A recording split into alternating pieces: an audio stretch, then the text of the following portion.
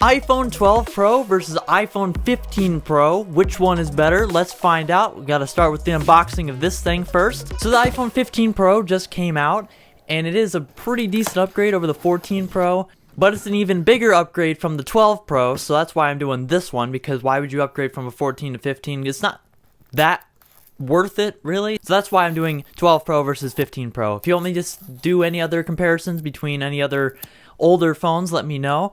And if I have them, then I'll do the comparison and stuff. So the camera on the 15 Pro is so much bigger than the 12 Pro. It's crazy. It's just, what? Like, I thought this camera was big whenever I got it, but no, the 15 Pro is so much bigger. Holy crap. And it's actually about the same size as the 14 Pro. Also, the all-new design on the 15 Pro is really nice to hold, and it is really, really light. It's like holding this box right here. It's like super light, and this thing is way heavier, and it has the sharp corners, which I do like. I've seen some of the drop tests and stuff. I'm not going to do drop tests. No. It seems to be that the 15 Pro is actually worse than like the 14 Pro, which, I mean, it's worse than this design, I guess, the square off design, which you can't, it doesn't. Oh, is it focusing? No? Okay, whatever. Now at the front of the phone, you'll definitely notice that this one has a dynamic island, and the size of the cutout is way smaller than the 12 Pro. I do really like the dynamic island. I kind of wish I had it on here. I do like that it shows like Face ID and like the mute switch. Actually, now it's the action button. That's another thing. It's pretty cool, but you can only do one thing on it. Anyway, I still like the notch on the 12 Pro, even though it's like kind of giant, but it looks fine. It looks cool. I mean, I don't know. I don't really have a problem with it. Another thing with the display is that it's way brighter, but I haven't been able to really tell, and it has thinner bezels, which I can actually tell. I actually compared 15 Pro to the XS Max on this video that you'll see right now. You could definitely tell. Day-to-day use, you probably wouldn't notice it too much over the 12 Pro. The last thing about the display that is like majorly different is the 120 hertz display on the 15 Pro. I compared the iPad Pro, like set it to 60 hertz and I set it to 120, and I compared it with Apple Pencil. Not too big of a difference. Side-by-side comparison, yeah, you'll be able to notice. I still use this, and this is still smooth enough for me. I don't know why people are complaining that the 15s, the regular 15s, only have 60 hertz, because it's not that noticeable. Like, really. The one device that I would notice it most on is my iPad. Most of the time you wouldn't really notice, and the person that got this phone probably doesn't even know. Probably doesn't even know it's smoother. Maybe it feels a little smoother, and they're coming from an 11, by the way. Now, the biggest thing is the USB-C, which this has Lightning on the 12 Pro, and it doesn't focus. Why not focus? Come on. So the 15 Pro has USB-C, which is really nice, because then you can now plug in an SSD. You can now record directly to the SSD, which is like amazing. That would save you so much storage. Holy crap. As this, you can't really do that. Although you can plug in flash drive and stuff, but you won't be able to record directly to it, and you just have to save it. You can save video to another drive. It would just take a little bit longer. And so let's look at some pictures from each of these phones.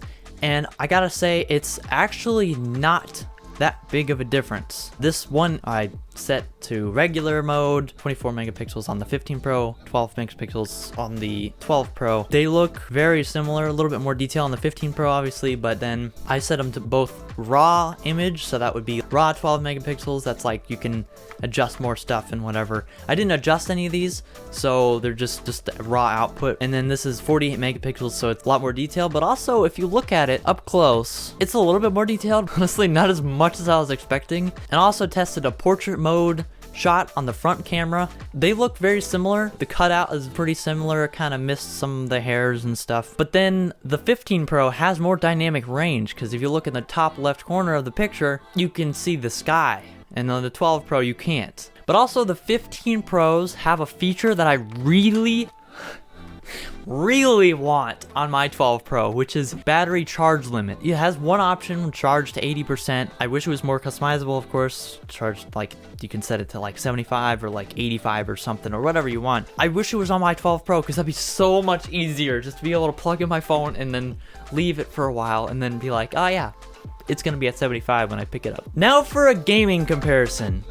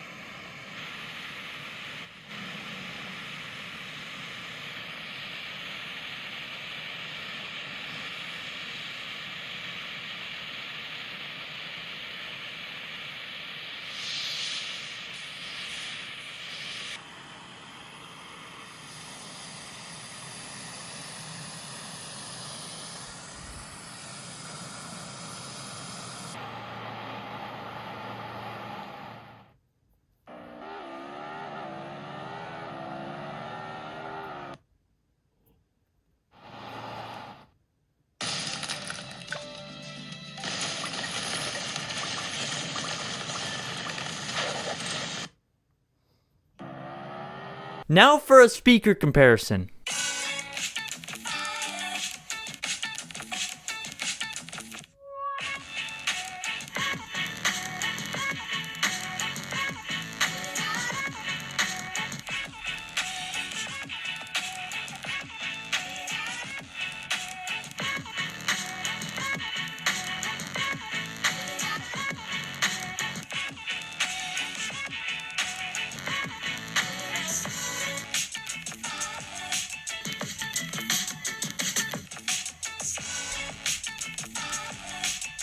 Now for a video comparison between the iPhone 15 Pro and the iPhone 12 Pro.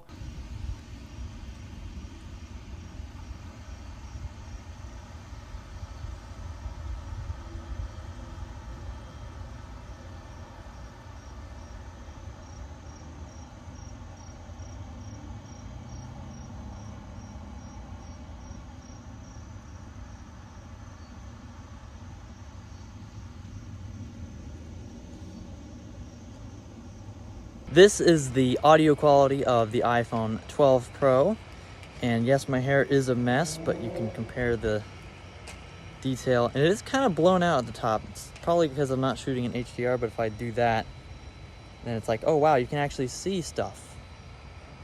But then it just gets blown out again. So regular video, not better for that. Oh, a little bit better, maybe.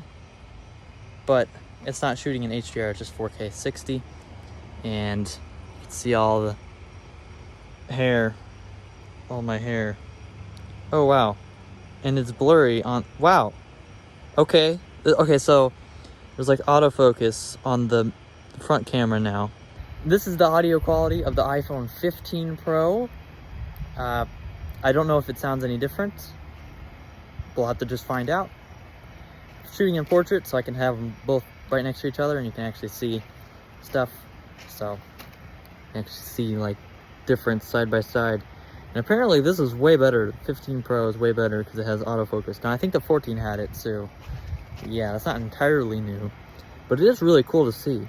Thanks for watching this comparison of the iPhone 15 Pro and the iPhone 12 Pro. Obviously, the iPhone 15 Pro is better, but if you have a 12 Pro, I don't actually recommend upgrading. If you want me to compare anything else, any other phones, any other iPhones, mostly don't really have any Android phones because they are not great. See you guys in the next video.